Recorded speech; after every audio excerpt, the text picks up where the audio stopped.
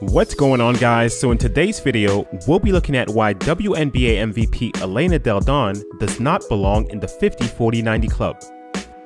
Now, for those who may not know, the 50-40-90 club is a group of NBA players who have been able to shoot at or above 50% from the field, 40% from three, and 90% from the free throw line throughout a season, while also making a minimum of 300 field goals, 82 three-pointers, and 125 free throws. That being said, the first reason as to why Elena Delle Donne does not belong in the 50-40-90 club, despite averaging 19.5 points a game this past season on 50-40-90 splits, is because WNBA players in general use much smaller basketballs than NBA players do, thus giving them an unfair advantage over their male counterparts. Because not only does a smaller ball afford women the ability to have a better initial grip on the basketball that leads them into their shooting motion, but the ball's lighter weight due to its smaller size also helps WNBA players shoot in a much easier way, since there isn't as much strain and tension placed on their upper and lower body when shooting. But it's not just the difference in basketball sizes that makes it much easier for WNBA players to shoot and score in general. It's also the fact that the WNBA chooses to retain NBA-sized rims instead of logically adjusting their rims to the size of their basketballs. And this decision naturally aids their players by giving them a lot more room for error when trying to score, as opposed to the NBA players. Furthermore, the WNBA also has a shortened three-point line that's approximately 22 feet and 2 inches, which is shorter than the NBA's three-point line at 23 feet and 9 inches.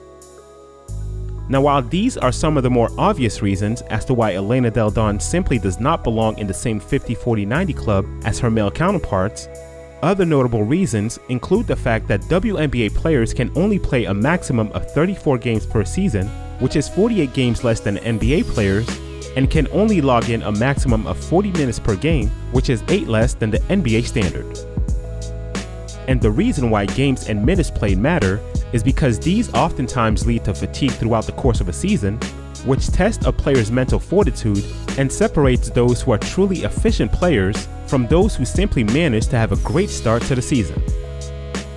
And in the case of Elena Delle Donne, the small 34-game sample size makes it impossible to determine whether her efficiency numbers are a byproduct of great shooting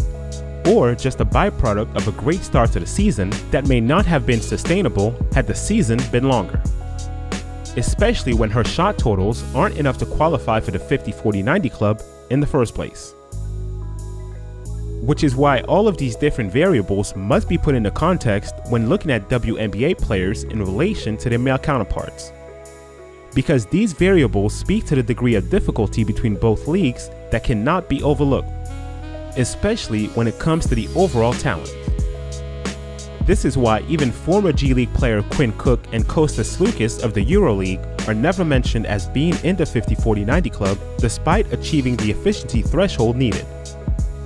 Because it's already understood that the G League and the EuroLeague, much like the WNBA, plays by a completely different set of rules. And to include these players as well as Elena Delle Donne in the official 50-40-90 club not only undermines these rules, but ultimately dismisses the talent disparity that differentiates the NBA from every other basketball league in the world.